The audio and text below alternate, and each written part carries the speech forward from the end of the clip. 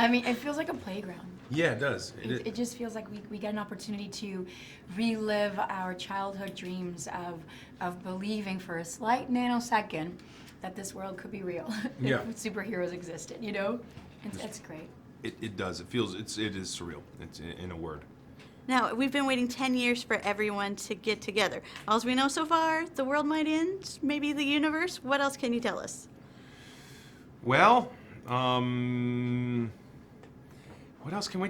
It's tough. I mean, I will say this: this was a monumental undertaking, shooting these films, with the amount of cast members that are in it, the level of secrecy, and the lock and key under which the script was kept. You know, the Russo brothers did an amazing job. This is 10 years in the making, 18 films, all leading up to this. And it was unreal. I mean, they're sort of embargoing everything and not letting us say anything because I think that they know what they have. So I can say in terms of expectations, you can raise them as high as you want. They will be met with this film. Okay, now they're right here. Good. That's important. Now, all these heroes have taken down bad guys before. What is it about Thanos that he's kind of the ultimate villain? He's the one that can really destroy us. Well, if you think about Ronan, right? He had one Infinity Stone.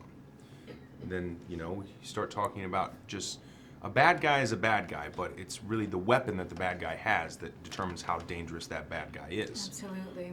And the thing about I think about Thanos is that all other antagonists that the Marvel Universe has encountered were victims of some kind of negligence. Therefore, they were fallen. They chose to fall, and they were bitter and they were angry.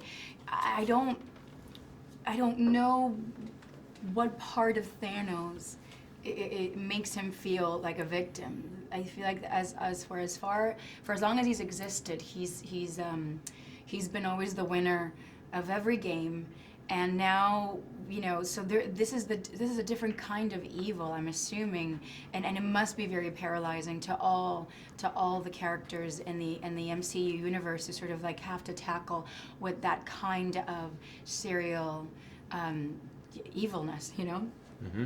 Now, we're bringing in a lot of captains of the ships for all these films. You're like Captain America, Iron Man. You have all the leaders of their kind of packs. Is there going to be perhaps any conflict between who's going to lead the charge? We usually see Iron Man and Captain America leading the charge, and now there's all these guys who's like, hey, these are my crew.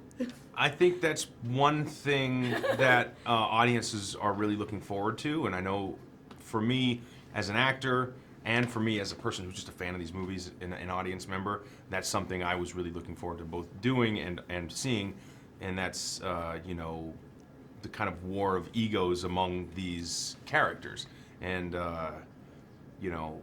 that's something that we play with for sure, and you get to witness that as it's unfolding, determining just who's going to be in charge or who's going to lead the charge. At the end of the day, when you have a common enemy, it unifies people. But we have different styles. The Avengers and the Guardians of the Galaxy, we just handle ourselves differently. A different code by which we live, and we stay true. We get to stay true to who the Guardians were and are, and it plays out and creates a little bit of conflict, which we mind for comedy.